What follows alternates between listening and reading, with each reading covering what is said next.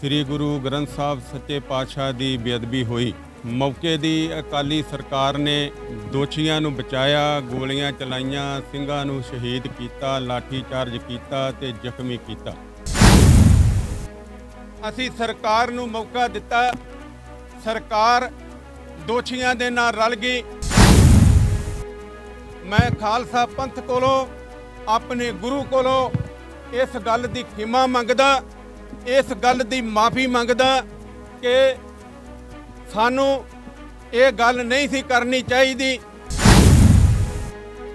ਤੁਸੀਂ ਪੱਗਾਂ ਬੰਨੀਆਂ, ਦਾੜੀ ਕੇਸ ਰੱਖੇ ਨੇ, ਤੁਸੀਂ ਗੁਰੂ ਦੇ ਹੈਗੇ ਹੋ ਸਿੱਖ, ਫਿਕਰ ਆ ਨਾ ਤੁਹਾਨੂੰ। ਜਿਹੜੀਆਂ ਜਾਣੇ ਦੀਆਂ ਗਲਤੀਆਂ ਉਹ ਕੌਮ ਦੱਸੂ। ਚਲੋ ਜੀ, ਸੰਗਤ ਨੂੰ ਮੈਂ ਤਾਂ ਕਹਿ ਦਿੱਤਾ, ਸੰਗਤ ਮੈਨੂੰ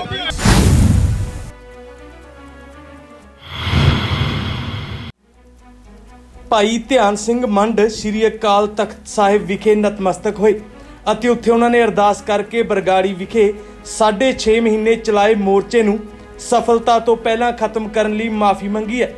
ਭਾਈ ਧਿਆਨ ਸਿੰਘ ਮੰਡ ਨੇ ਗੱਲਬਾਤ ਕਰਦਿਆਂ ਕਿਹਾ ਕਿ ਸਰਕਾਰ ਦੇ ਧੋਖੇ ਵਿੱਚ ਆ ਕੇ ਉਹਨਾਂ ਨੇ ਇਸ ਸਫਲਤਾ ਪੂਰਵਕ ਚੱਲ ਰਹੇ ਮੋਰਚੇ ਨੂੰ ਖਤਮ ਕਰ ਦਿੱਤਾ ਸੀ, ਪਰ ਸਰਕਾਰ ਨੇ ਇਨਸਾਫ ਦੇਣ ਵਿੱਚ ਧੋਖਾ ਕਰ ਦਿੱਤਾ। ਉਹਨਾਂ ਕਿਹਾ ਕਿ ਜਿਸ ਤਰ੍ਹਾਂ ਪਿਛਲੀ ਬਾਦਲ ਸਰਕਾਰ ਨੇ ਸ਼੍ਰੀ ਗੁਰੂ ਗ੍ਰੰਥ ਸਾਹਿਬ ਦੀਆਂ ਬੇਅਦਬੀਆਂ ਦੇ ਮਾਮਲੇ ਦੇ ਵਿੱਚ ਸੰਗਤ ਨੂੰ ਇਨਸਾਫ ਦੇਣ ਵਿੱਚ ਧੋਖਾ ਕੀਤਾ ਹੈ, ਉਸੇ ਤਰ੍ਹਾਂ ਹੁਣ ਮੌਜੂਦਾ ਸਰਕਾਰ ਨੇ ਵੀ ਸੰਗਤ ਦੇ ਨਾਲ ਧੋਖਾ ਕਰਿਆ। ਅੱਜ ਜੀ ਸ੍ਰੀ ਅਕਾਲ ਤਖਤ ਸਾਹਿਬ ਵਿਖੇ ਮੈਂ ਆਪਣੇ ਜਥੇਦਾਰ ਭਾਈ ਜਗਤਾਰ ਸਿੰਘ ਹਵਾਰਾ ਦੀ ਗੈਰ ਹਾਜ਼ਰੀ ਵਿੱਚ ਜਿਹੜੀ ਪੰਥ ਨੇ ਮੇਰੀ ਸੇਵਾ ਲਾਈ ਹੈ, ਉਸ ਜ਼ਿੰਮੇਵਾਰੀ ਨੂੰ, ਉਸ ਫਰਜ਼ ਨੂੰ ਨਿਭਾਉਂਦਾ ਹੋਇਆ ਪਿਛਲੇ ਸਮੇਂ ਦੇ ਦੌਰਾਨ ਸ੍ਰੀ ਗੁਰੂ ਗ੍ਰੰਥ ਸਾਹਿਬ ਸੱਚੇ ਪਾਤਸ਼ਾਹ ਦੀ ਬੇਅਦਬੀ ਹੋਈ। ਮੌਕੇ ਦੀ ਅਕਾਲੀ ਸਰਕਾਰ ਨੇ ਦੋਸ਼ੀਆਂ ਨੂੰ ਬਚਾਇਆ, ਗੋਲੀਆਂ ਚਲਾਈਆਂ, ਸਿੰਘਾਂ ਨੂੰ ਸ਼ਹੀਦ ਕੀਤਾ, ਲਾਠੀ ਚਾਰਜ ਕੀਤਾ ਤੇ ਜ਼ਖਮੀ ਕੀਤਾ। ਇਨਸਾਫ ਮਿਲਿਆ ਨਹੀਂ। ਮੈਂ ਆਪਣਾ ਫਰਜ਼ ਸਮਝਦਿਆਂ ਹੋਇਆ ਸ੍ਰੀ ਗੁਰੂ ਹਰਗੋਬਿੰਦ ਸੱਚੇ ਪਾਤਸ਼ਾਹ ਦਾ ਓਟ ਆਸਰਾ ਲੈ ਕੇ, ਗੁਰੂ ਗ੍ਰੰਥ ਸਾਹਿਬ ਜੀ ਦਾ ਓਟ ਆਸਰਾ ਲੈ ਕੇ ਆਪਣੀਆਂ ਸਹਿਯੋਗੀ ਸਿੱਖ ਜਥੇਬੰਦੀਆਂ, ਸਿੱਖ ਸੰਗਤਾਂ ਦੇ ਸਹਿਯੋਗ ਦੇ ਨਾਲ ਬਰਗਾੜੀ ਮੋਰਚਾ ਲਾਇਆ ਸੀ। ਵਾਹਿਗੁਰੂ ਦੀ ਕਿਰਪਾ ਸਦਕਾ 6.5 ਮਹੀਨੇ ਅਮਨਮਈ ਢੰਗ ਦੇ ਨਾਲ ਮੋਰਚਾ ਬਹੁਤ ਬੁਲੰਦੀਆਂ ਤੇ ਗਿਆ। ਮੌਕੇ ਦੇ ਉੱਤੇ ਆ ਕੇ ਪੰਜਾਬ ਸਰਕਾਰ ਗੁਰੂ ਦੀ ਸ਼ਰਨ ਦੇ ਵਿੱਚ ਆਈ, ਕੌਮ ਦੀ ਹਾਜ਼ਰੀ ਦੇ ਵਿੱਚ ਆਈ, ਗੁਰੂ ਗ੍ਰੰਥ ਸਾਹਿਬ ਦੇ ਸਨਮੁਖ ਹੋ ਕੇ, ਸਿੱਖ ਸੰਗਤ ਦੇ ਸਨਮੁਖ ਹੋ ਕੇ ਵਿਸ਼ਵਾਸ ਦਿਵਾਇਆ ਕਿ ਸਰਕਾਰ ਬੜੀ ਸੰਜੀਦਗੀ ਨਾਲ, ਗੁਰੂ ਦੇ ਡਰ ਭੈ ਦੇ ਨਾਲ ਆਪਣੇ ਦਿਲੋਂ ਇਹ ਸੰਗਤਾਂ ਨੂੰ, ਗੁਰੂ ਸਾਹਿਬ ਨੂੰ ਵਿਸ਼ਵਾਸ ਦਿਵਾਉਂਦੀ ਹੈ ਕਿ ਜਿਹੜੀਆਂ ਮੰਗਾਂ ਰਹਿ ਗਈਆਂ ਹਨ ਉਹਨਾਂ ਨੂੰ ਜਲਦੀ ਹੀ ਹੱਲ ਕੀਤਾ ਜਾਊਗਾ। ਸ਼ਰਨ ਆਏ ਤਿਸ ਕੰਠ ਲਾਏ, ਹਰ ਬਿਰਧ ਸੁਆਮੀ ਸੰਧਾ। ਗੁਰੂ ਦੀ ਮਰਜ਼ਾਦਾ ਦੇ ਮੁਤਾਬਕ ਮੈਂ ਕੌਮ ਦਾ ਸੇਵਾਦਾਰ ਹੋਣ ਦੇ ਨਾਤੇ ਸਿਆਣੇ ਸਿੰਘਾਂ ਦੇ ਨਾਲ ਸਲਾਹ ਕਰਕੇ ਅਸੀਂ ਉਹ ਮੋਰਚਾ ਚੁੱਕਿਆ, ਸਰਕਾਰ ਦਾ ਵਿਸ਼ਵਾਸ ਕੀਤਾ। ਪਰ ਬਾਅਦ ਵਿੱਚ ਪਤਾ ਲੱਗਿਆ ਕਿ ਇਹ ਵੀ ਸਰਕਾਰ ਪਹਿਲੀ ਸਰਕਾਰ ਵਾਂਗੂ ਦੋਸ਼ੀਆਂ ਨੂੰ ਬਚਾਉਣ ਦੇ ਵਿੱਚ ਲੱਗੀ ਹੋਈ ਹੈ। ਸੋ ਅਸੀਂ ਸਰਕਾਰ ਦੇ ਛਲ ਵਿੱਚ ਆ ਗਏ ਸੀ। ਅਸੀਂ ਵਿਸ਼ਵਾਸ ਕਰਕੇ, ਖਾਸ ਕਰਕੇ ਮੈਂ ਇਹਦੇ ਵਿੱਚ ਹੋਰ ਕਿਸੇ ਨੂੰ ਸ਼ਾਮਲ ਇਸ ਲਈ ਨਹੀਂ ਕਰਨਾ ਚਾਹੁੰਦਾ ਕਿਉਂਕਿ ਬਰਗਾੜੀ ਦਾ ਮੋਰਚਾ ਦਾਸ ਨੇ ਸ੍ਰੀ ਅਕਾਲ ਤਖਤ ਸਾਹਿਬ ਦੀ ਛਤਰਛਾਇਆ ਦੇ ਹੇਠਾਂ ਆਰੰਭ ਕੀਤਾ ਸੀ। ਅਸੀਂ ਸਰਕਾਰ ਦੇ ਭਰੋਸੇ ਵਿੱਚ ਆ ਗਏ, ਸਰਕਾਰ ਦੇ ਛਲ ਵਿੱਚ ਆ ਗਏ ਔਰ ਅਸੀਂ ਮਹਿਸੂਸ ਕੀਤਾ ਕਿ ਸਰਕਾਰ ਨੇ ਪਹਿਲੀ ਸਰਕਾਰ ਵਾਂਗ ਇਹ ਸਰਕਾਰ ਦੋਸ਼ੀਆਂ ਨਾਲ ਰਲੀ ਹੋਈ ਹੈ। ਸਰਕਾਰ ਨੇ ਗੁਰੂ ਸਾਹਿਬ ਦੇ ਚਰਨਾਂ ਵਿੱਚ ਆ ਕੇ ਔਰ ਸੰਗਤ ਦੀ ਹਾਜ਼ਰੀ ਵਿੱਚ ਆ ਕੇ ਮੇਰੇ ਨਾਲ ਤੇ ਸੰਗਤਾਂ ਨਾਲ ਬਹੁਤ ਵੱਡਾ ਧੋਖਾ ਕੀਤਾ ਹੈ ਔਰ ਅੱਜ ਦੇਸ਼ ਵਿਦੇਸ਼ ਦੀਆਂ ਸਾਰੀਆਂ ਸਿੱਖ ਸੰਗਤਾਂ ਇਸ ਗੱਲ ਦੇ ਉੱਤੇ ਬੜੀਆਂ ਨਾਰਾਜ਼ ਤੇ ਨਿਰਾਸ਼ ਸਨ ਕਿ ਕੀ ਕਹਾਣੀ ਵਾਪਰੀ ਹੈ, ਮੋਰਚਾ ਇੱਕਦਮ ਕਿਉਂ ਚੁੱਕਿਆ। ਸੋ ਇਹ ਜਿਹੜੀ ਬਹੁਤ ਵੱਡੀ ਨਿਰਾਸ਼ਾ ਆਈ ਸੀ, ਹਾਲਾਂਕਿ ਮੋਰਚੇ ਨੇ ਕਿਸੇ ਦਾ ਕੋਈ ਜਾਨੀ ਮਾਲੀ ਜਾਂ ਕਿਸੇ ਕਿਸਮ ਦਾ ਨੁਕਸਾਨ ਨਹੀਂ ਸੀ ਕੀਤਾ, ਪ੍ਰਾਪਤੀਆਂ ਕੀਤੀਆਂ ਨੇ ਸੰਗਤ ਜਾਣਦੀ ਹੈ। ਪਰ ਬਿਲਕੁਲ ਸਿਖਰਾਂ ਦੇ ਉੱਤੇ ਜਾ ਕੇ ਜਦੋਂ ਮੋਰਚਾ ਇੱਕਦਮ ਚੁੱਕਿਆ ਗਿਆ ਤੇ ਸੁਭਾਵਿਕ ਸਿੱਖ ਸੰਗਤਾਂ ਦੇ ਮਨ ਦੇ ਵਿੱਚ ਨਿਰਾਸ਼ਾ ਆਉਣੀ ਸੀ। ਸੋ ਅਸੀਂ ਸਰਕਾਰ ਨੂੰ ਮੌਕਾ ਦਿੱਤਾ, ਸਰਕਾਰ ਦੋਸ਼ੀਆਂ ਦੇ ਨਾਲ ਰਲ ਗਈ ਔਰ ਦੂਸਰੇ ਪਾਸੇ ਜਿਹੜੇ ਪਰਚੇ ਦਰਜ ਹੋਏ ਅਦਾਲਤਾਂ ਨੇ ਉਹ ਜਾਂਚਾਂ ਵੀ ਰੱਦ ਕਰ ਦਿੱਤੀਆਂ।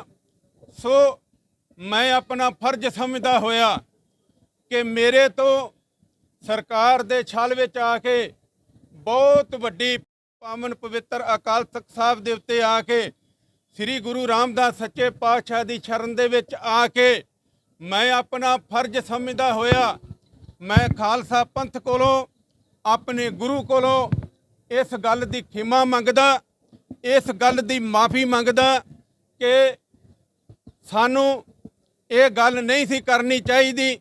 ਸੋ ਭੁੱਲਣ ਅੰਦਰ ਸਭ ਕੋ ਅਭੁੱਲ ਗੁਰੂ ਕਰਤਾਰ, ਆਦਮੀ ਭੁੱਲਣਹਾਰ ਹੈ ਔਰ ਮੈਂ ਗੁਰੂ ਹਰਗੋਬਿੰਦ ਸੱਚੇ ਪਾਤਸ਼ਾਹ ਦੇ ਪਾਵਨ ਤਖਤ ਦੇ ਉੱਤੇ ਇਸ ਤਖਤ ਦਾ ਸੇਵਾਦਾਰ ਹੋਣ ਦੇ ਨਾਤੇ ਅੱਜ ਮੈਂ ਅਰਦਾਸ ਬੇਨਤੀ ਕੀਤੀ, ਸੱਚੇ ਪਾਤਸ਼ਾਹ ਜਿਹੜਾ ਛਲ ਕਰਕੇ ਮੌਕੇ ਦੀ ਸਰਕਾਰ ਨੇ ਇਹ ਮੋਰਚਾ ਚੁਕਾਇਆ ਸੀ, ਉਹ ਜਿਹੜੀ ਮੂਵਮੈਂਟ ਰੁਕੀ, ਉਹ ਜਿਹੜਾ ਚੜ੍ਹਦੀ ਕਲਾ ਰੁਕੀ, ਉਹਨੂੰ ਫਿਰ ਤੋਂ ਸ਼ੁਰੂ ਕਰਨ ਵਾਸਤੇ ਸਾਨੂੰ ਦਾਸ ਨੂੰ, ਸੰਗਤਾਂ ਨੂੰ ਬਲ ਬਖਸ਼ੋ।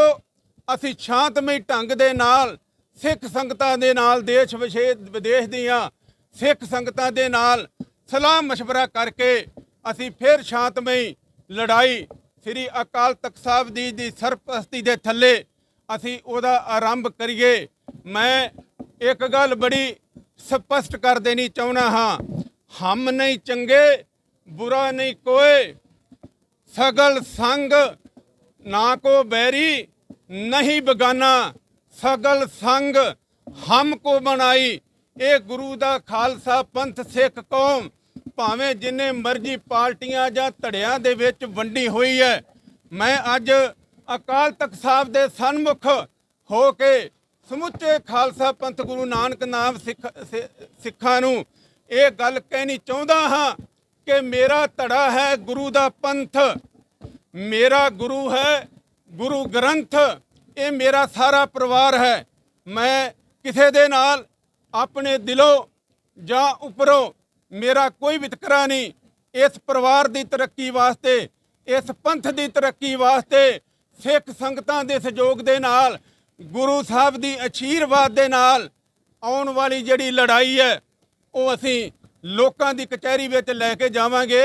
ਇਹ ਅੱਜ ਅਰਦਾਸ ਬੇਨਤੀ ਕਰਨ ਵਾਸਤੇ ਨਿਮਾਣਾ ਸਿੱਖ ਹੋਣ ਦੇ ਨਾਤੇ ਦਾਸ ਅੱਜ ਪਾਵਨ ਸ੍ਰੀ ਅਕਾਲ ਤਖਤ ਸਾਹਿਬ ਦੀ ਸ਼ਰਨ ਵਿੱਚ ਆ ਕੇ ਅਰਦਾਸ ਕੀਤੀ ਹੈ।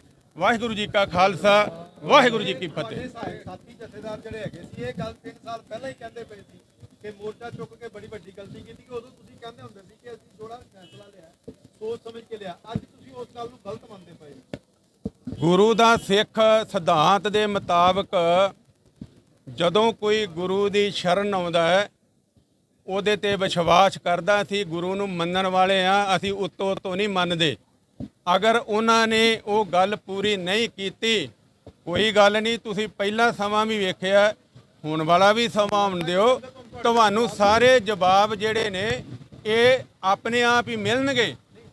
ਅੱਜ ਮੈਂ ਸਿਰਫ ਅਰਦਾਸ ਕਰਨ ਵਾਸਤੇ ਆਇਆ ਹੈ। ਅੱਜ ਤੁਸੀਂ ਮੈਨੂੰ ਉਲਝਾਇਓ ਨਾ, ਮੈਂ ਅਰਦਾਸ ਕਰਨ ਵਾਸਤੇ ਆਇਆ।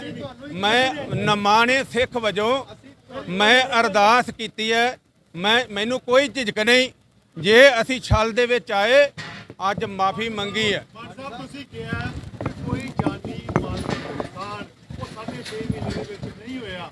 ਸੰਗਤ ਦਾ ਇੱਕ ਪੈਸਾ ਮੋਰਚੇ ਦੇ ਵਿੱਚ 6.5 ਮਹੀਨੇ ਵਰਤਿਆ ਗਿਆ, ਉਹ ਵਿਅਰਥ ਗਿਆ ਕਿ ਉਹ ਮਾਲੀ ਨੁਕਸਾਨ ਨਹੀਂ ਸੀ। ਗੁਰੂ ਦੀ ਗੋਲਕ ਦਾ ਮਾਲੀ ਨੁਕਸਾਨ ਹੋਇਆ, ਗੁਰੂ ਦੀ ਗੋਲਕ ਵਿਅਰਥ ਗਈ ਹੈ ਉਸ ਕੰਮ ਦੇ ਵਿੱਚ। 6.5 ਮਹੀਨੇ ਆਪਾਂ ਮੋਰਚਾ ਲਾ ਕੇ ਉਸ ਤੋਂ ਬਾਅਦ ਚੁੱਕ ਲਿਆ।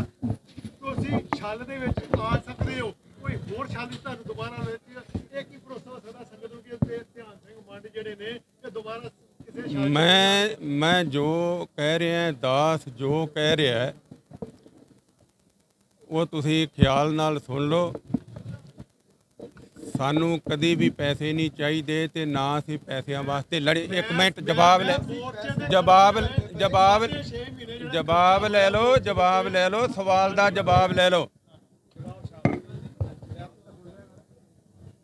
ਅਸੀਂ ਸਿਰ ਦਿੱਤੇ ਨੇ, ਸਿਰਾਂ ਦੀ ਕੀਮਤ ਨਹੀਂ ਹੁੰਦੀ, ਅਸੀਂ ਸਿਰ ਦਿੱਤੇ ਨੇ। ਆਉਣ ਵਾਲੇ ਸਮੇਂ ਦੇ ਵਿੱਚ ਜਿਹੜਾ ਤੁਸੀਂ ਆ ਪੈਸਿਆਂ ਦਾ ਸਵਾਲ ਕਰਦੇ ਹੋ ਨਾ, ਇੱਕ ਪੈਸਾ ਜਿਹੜਾ ਉੱਥੇ ਆਇਆ ਹੈ ਉਹ ਕਿੱਥੇ ਗਿਆ, ਕਿੱਥੇ ਹੈ, ਉਹ ਅਸੀਂ ਸਮੇਂ ਦੇ ਮੁਤਾਬਕ ਤੁਹਾਨੂੰ ਆਪੇ ਪਤਾ ਲੱਗ ਜੂ। ਮੋਰਚਾ ਫਤਿਹ ਕਰਨ ਦੇ ਲਈ ਲਾਇਆ ਸੀ, ਆਪਾਂ ਮੋਰਚਾ ਪਿੱਛੇ ਛੱਡ ਆਏ ਆ। ਉਹ 6.5 ਮਹੀਨੇ ਜਿਹੜਾ ਮੋਰਚੇ ਦੇ ਲਈ ਉਹ ਪੈਸਾ ਵਰਤਿਆ ਗਿਆ, ਜਿਹੜਾ ਤੁਸੀਂ ਪੱਗਾਂ ਬੰਨੀਆਂ, ਦਾੜੀ ਕੇਸ ਰੱਖੇ ਨੇ, ਤੁਸੀਂ ਗੁਰੂ ਦੇ ਹੈਗੇ ਹੋ ਸਿੱਖ। ਤੇ ਤਾਈਓ ਤੇ ਗੁਰੂ ਦੀ ਗੋਲਕ ਦਾ ਫਿਕਰ ਹੈ।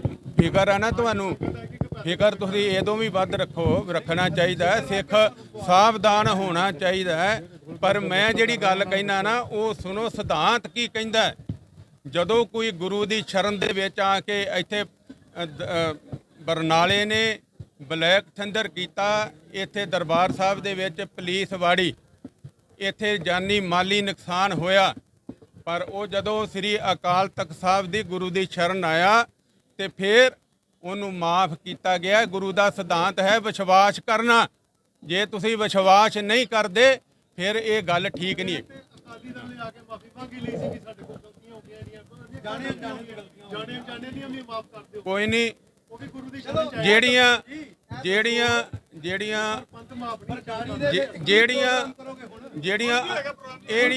ਇਹਦੀਆਂ ਅਣਜਾਣੇ ਦੀਆਂ ਜਿਹੜੀਆਂ ਗਲਤੀਆਂ ਮੰਨੀਆਂ ਉਹ ਜਾਣਦੇ ਨੇ, ਜਿਹੜੀਆਂ ਜਾਣੇ ਦੀਆਂ ਗਲਤੀਆਂ ਉਹ ਕੌਮ ਦੱਸੂਗੀ। ਚਲੋ ਜੀ, ਸੰਗਤ ਨੂੰ ਮੈਂ ਤਾਂ ਕਹਿਤਾ, ਸੰਗਤ ਮੈਨੂੰ, ਮੈਂ ਤੁਹਾਨੂੰ ਅਗਲਾ ਪ੍ਰੋਗਰਾਮ ਦੱਸ ਦਿੱਤਾ ਹੈ ਕਿ ਖਾਲਸਾ ਪੰਥ ਫੇਰ ਅੰਗੜਾਈ ਲਊਗਾ ਸ੍ਰੀ ਅਕਾਲ ਤਖਤ ਸਾਹਿਬ ਦੀ ਸਰਪ੍ਰਸਤੀ ਦੇ ਹੇਠਾਂ। ਔਰ ਜਿਹੜਾ ਕੁਝ ਅੱਗੇ ਵਾਪਰਿਆ ਜਾਂ ਹੋ ਗਿਆ ਉਹ ਨਹੀਂ ਹੋਊਗਾ।